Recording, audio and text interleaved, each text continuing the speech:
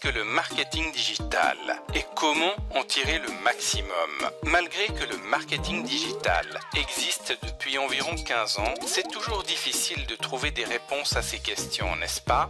Certains vous disent que le marketing digital, c'est juste avoir un beau site web. De nos jours, cela signifie aussi qu'il doit être optimisé pour tous les supports. D'autres déclarent qu'il faut avoir une stratégie de référencement ou SEO, des techniques qui vous aident à avoir de meilleurs résultats dans les moteurs de recherche.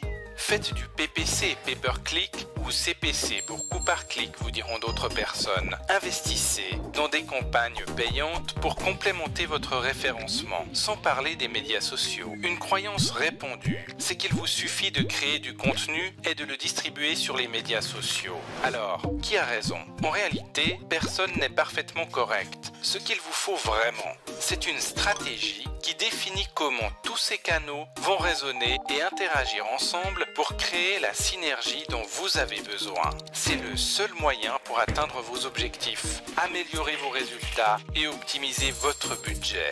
Vous pensez que c'est tout? Non. Il s'agit d'analyser vos dépenses et vos revenus à la loupe et d'affiner votre stratégie marketing en conséquence en optimisant les variables de tous ces canaux. C'est tout cela qui constitue le marketing digital. Vous ayez une petite affaire. Vous avez sans doute pensé à faire du marketing pour augmenter vos ventes. Mais l'ensemble des outils marketing vous semble chronophage et vous ne savez pas par où commencer. Pas de souci. Concentrez-vous sur Solomo, un acronyme en 6 lettres pour réussir votre marketing. Solomo signifie social, local et mobile. Voici un exemple. Imaginons Mario. Il gère une petite pizzeria et il va commencer par créer un site web optimisé pour mobile. Pourquoi? Parce que de nos jours, les gens vont principalement sur Internet depuis un mobile. Une version pour ordinateur de bureau est toujours importante, mais l'adaptation au mobile est cruciale si l'on ne veut pas perdre de clients potentiels. Le site de Mario est aussi optimisé pour les recherches locales, c'est-à-dire le référencement SEO local. Grâce au GPS, si quelqu'un cherche pizza avec son smartphone et qu'il se situe proche de la pizzeria de Mario, le site va apparaître dans les premiers résultats, ainsi qu'une carte, la distance et son adresse exacte. Enfin, Mario a créé des comptes sur différents médias sociaux. Les gens peuvent partager des statuts, des images, des avis et même taguer sa pizzeria. Ainsi, les clients de Mario vont propager du contenu et accroître la notoriété de la pizzeria de Mario sans qu'ils n'investissent davantage dans la publicité. Les médias sociaux sont donc une super plateforme de communication. Et tous ces facteurs se reflètent dans le référencement organique de la pizzeria de Mario. Voilà, social, local, mobile. Les trois sont interconnectés pour une stratégie simple, abordable, mais très efficace.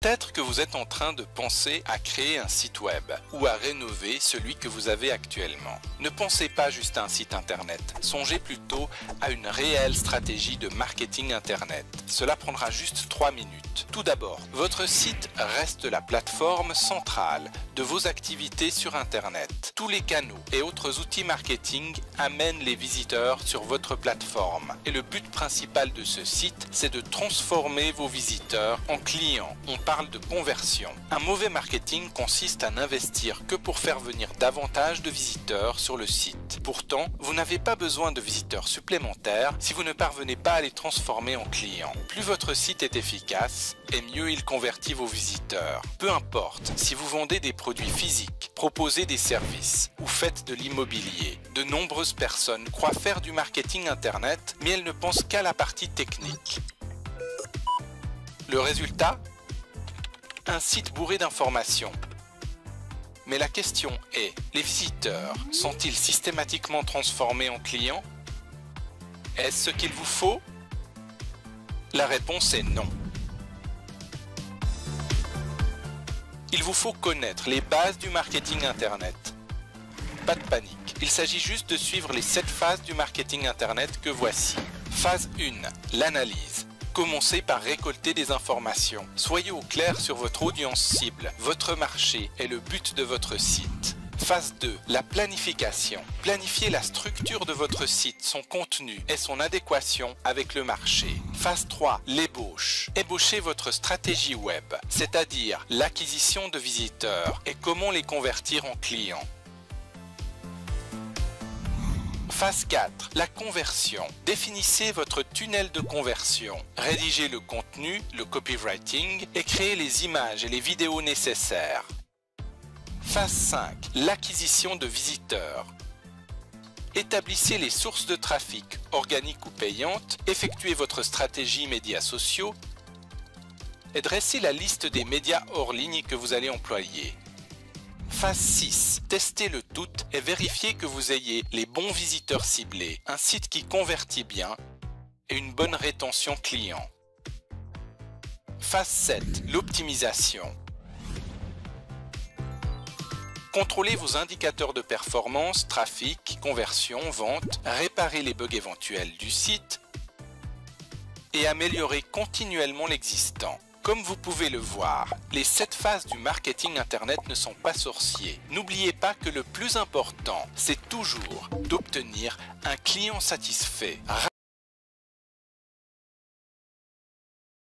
Observent leur trafic, la plupart des gens font une erreur fondamentale. Voici ce qu'ils considèrent: le nombre absolu de visiteurs, le nombre absolu de likes ou encore le nombre absolu de partages sur les réseaux sociaux. Mais ces indicateurs sont trompeurs. Voici pourquoi. Tous les visiteurs ne se valent pas. Lorsque vous avez une activité commerciale sur Internet, cela ne sert à rien d'avoir une foule de visiteurs sur votre site web. Comme le disait Gary Albert, si vous avez un stand de hamburgers, votre meilleur avantage, c'est d'avoir une foule de gens affamés qui adorent le fast-food. Vous n'avez pas besoin de ceux qui n'ont pas faim. Vous n'avez pas besoin de ceux qui cherchent de la haute gastronomie.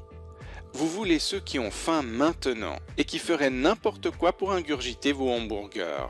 Sur Internet, c'est pareil. Rien ne sert de calculer le nombre absolu de visiteurs, de likes ou de partages, car ces chiffres ne disent rien sur la qualité de votre audience.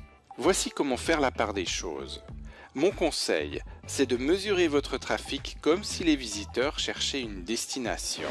Si vous êtes Bordeaux, les gens qui vont à Paris ne vous intéressent pas, même s'il y a plus de trafic qui se rend en Île-de-France. C'est tentant de cibler ces gens-là, mais ils veulent aller à Paris, pas à Bordeaux. Alors, oubliez-les. Vous voudrez donc avoir du trafic qui sait où il veut aller, c'est-à-dire des visiteurs qui recherchent vos produits. Idéalement, ce visiteur-là vous connaît déjà, et mieux encore, il a confiance en vous. Il y a donc 3 catégories de trafic à considérer. Première catégorie de visiteurs. Ces visiteurs qui cherchent une solution similaire à ce que vous offrez et qui vous connaissent. Le feu de signalisation est vert. Ce trafic est chaud bouillant. Il est prêt à être converti en vente. Vous pourrez envoyer ce trafic directement sur des propositions commerciales spéciales comme des promotions avec d'excellents résultats à la clé. Seconde catégorie de visiteurs. Des visiteurs qui cherchent simplement une solution ou des produits similaires aux vôtres, mais qui ne vous connaissent pas encore. Le feu de signalisation sera orange pour les laisser passer.